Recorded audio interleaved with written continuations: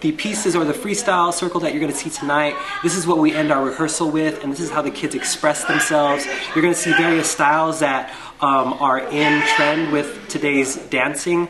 You're going to see popping, locking, breakdancing, housing, krumping, bucking, and just everybody's own style at the end. So I hope you guys enjoy the freestyle session.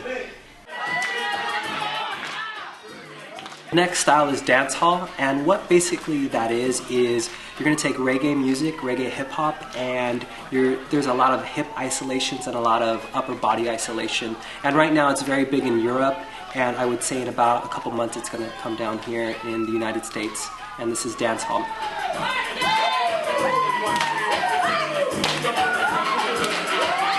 Next style you're going to see is house dancing, and it's popular. It's called house dancing because they dance to house music, and in order to do this style you need to be very light on your feet and you have to do quick foot movements. So I would say it's very similar to tap dancing, but just to house music. It's very upbeat and very playful. There's not a lot of technique in the upper body, but everything is pretty much on the lower body, lower half.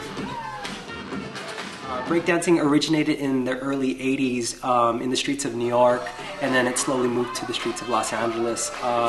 Breakdancing can be seen all over the place, and a lot of breakdancing groups battle each other, and that's how they express themselves. You wouldn't necessarily see breakdancing in a studio, but now you're starting to see that. It's coming out of the streets and into the dance studios, and also on TV and music and film in the industry. So breakdancing is the founder of hip-hop dancing. Popping is another form of just the early hip-hop in which a lot of isolation, and it's like a pop in your body and you're kind of like twitching your muscles. So it's called popping because it's very isolated and it looks like your body's popping.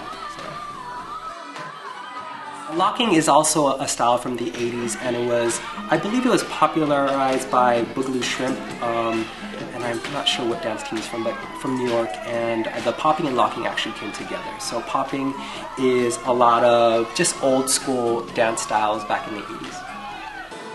Krumping is what you see in today's dance movies. It's a very aggressive style, very energetic. There's not really a right position of your body. It's just you need to exude as much energy and anger, and it's kind of like the angry dance, and it's just to let all your emotions out, and it's kind of like you're fighting somebody but not really hitting anybody. But that's what krumping is. It's just letting your emotions out.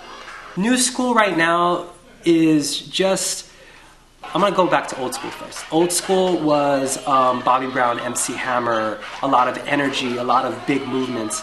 New school these days, it's a lot of isolation, and you're kind of forming your own style. So everybody has their own style.